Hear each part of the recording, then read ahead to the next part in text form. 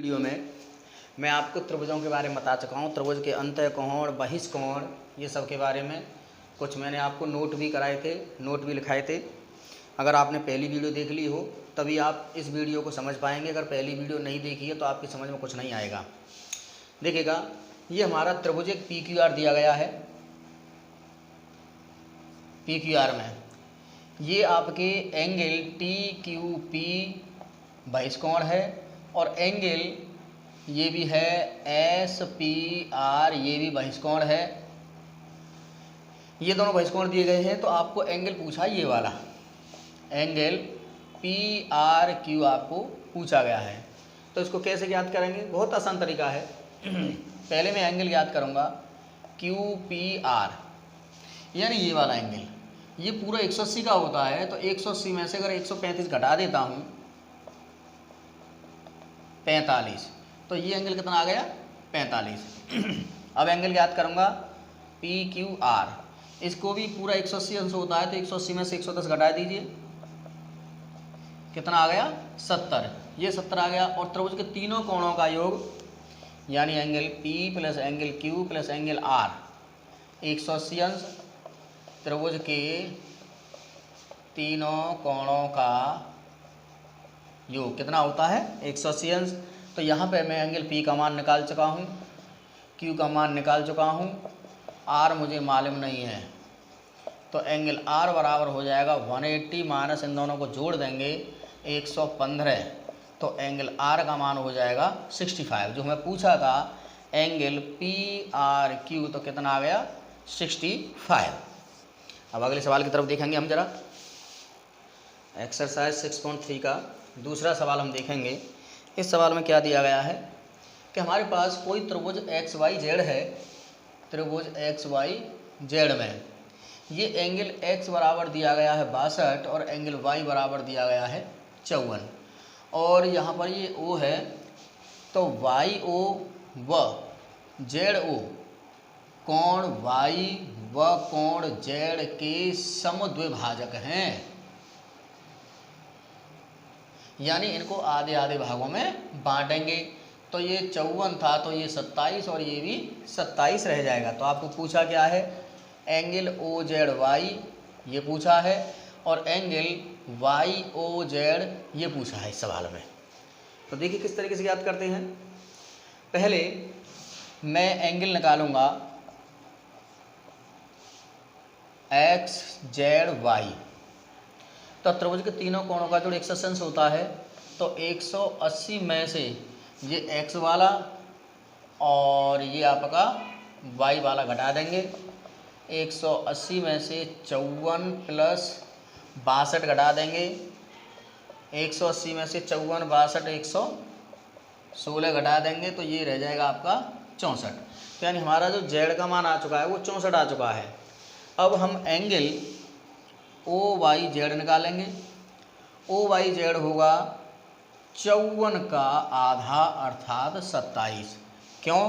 क्योंकि YO angle XYZ का समद्विभाजक है, इसलिए ये दोनों आधे आधे हो जाएंगे। उसी प्रकार एंगल OZY निकालेंगे।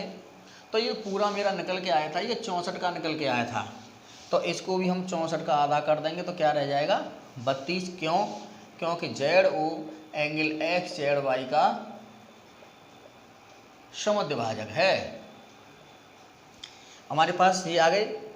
तो त्रिभुज OYZ में त्रिभुज के तीनों कोणों का जोड़ 180 अंश होता है।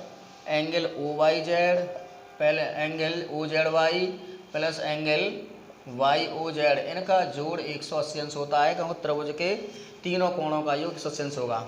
ये मैंने निकाल दिया है 27, ये मैंने निकाल दिया है 32 और ये निकालना मुझे बाकी है। तो एंगल YOZ बराबर 180 में से इन दोनों को जोड़कर घटाएंगे 59, तो ये रह जाएगा 121। तो मुझे पूछा गया था OZY, तो एंगल OZY कितना आया था? OZY 32 आया था। और एंगल पूछा था YOZ, तो ये 121 आया है। यही इसका हल होगा। इसी का तीसरा सवाल है। यहाँ पर जो ए बी है वो समांतर सी डी दी गई है, ये दोनों एक दूसरे के समांतर रेखा हैं, और जो एंगल है बी ए सी वो 35 दिया गया है, और जो एंगल है सी डी ई ये 53 दिया गया है। तो इसके बाद हमें एंगल निकलवाया है डी सी ई, ये आपको निकालना है। तो इसको किस तरीके से निकालेंगे देखिएगा, बहुत इजी है। अगर ये 35 है तो ये भी कितना हो जाएगा 35। एंगल बी ए ई बराबर एंगल सी ई डी बराबर 35, क्योंकि एकांतर अंतः कोण युग्म। और त्रिभुज के तीनों कोणों का जो 180 होता है, त्रिभुज के तीनों कोणों का योग बराबर 180। Angle D C E plus angle C D E plus angle D E C. तो एक का मान ये तो हमें मालूम नहीं है, एक का मान 35 है, एक का मान 53 है। इन दोनों को जोड़ करके उधर घटा देंगे तो 180 में से और 88 चले जाएंगे तो 92 आंसर आ जाएगा।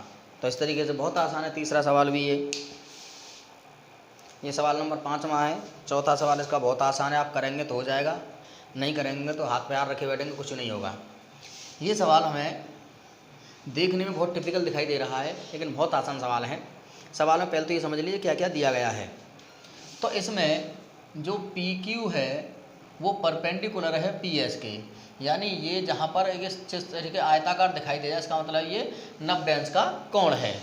तो ये पी क्यू और पी एस एक दूसरे के परपेंडिकुलर हैं। इसके साथ साथ जो पी क्यू है वो समांतर है एस आर के, ये और ये लाइन एक दूसरे के समांतर हैं। और एंगल हमें ये और ये आपके दिए ही गए हैं, एक 28 और एक 65 है। तो हमें एक्स और वाई के मान पूछे गए हैं, यानी एक्स और वाई का मान हमें निकालना है। कैसे याद करेंगे, बहुत आसान है, थोड़ा हमें दिमाग लगाना पड़ेगा, क्योंकि पी क्यू समांतर है एस आर के, तब पी क्यू समांतर होगा एस टी के, ये इस एस टी के भी समांतर होगा। जब इतना हिस्सा समांतर तो पूरा हिस्सा समांतर होगा। और क्यू आर एक तिर्यक रेखा है, तब एंगल पी क्यू आर बराबर होगा एंगल क्यू आर टी। ये पूरा का पूरा एंगल इस एंगल के बराबर होगा, जो कि काहे के बराबर है 65 के। और ये जो पी क्यू आर है ये पूरा ये होगा x प्लस 28 के। तो x बराबर हो जाएगा 65 माइनस 28, तो यानी 37 डिग्री इसका मान आ गया। अब हम बात करेंगे त्रिभुज पी क्यू एस में।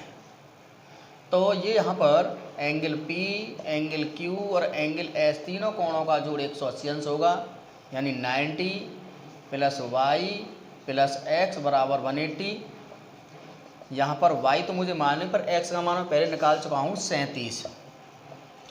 तो y बराबर ये दोनों जुड़ करके उधर घट जाएंगे 127। तो y का मान जो आ जाएगा वो आपका आ जाएगा 53। यानी यहाँ पर हमें जो x का मान पूछा था वो x आ गया 37, और जो y का मान पूछा था वो आ गया 53। इस तरीके से हम आसानी से निकाल सकते हैं। और आज आपका रेखा एवं कोण पूरी तरह समाप्त हो चुका है। इस पर आधारित मैं आपको कुछ सवाल दूंगा, वो आप सॉल्व करने हैं।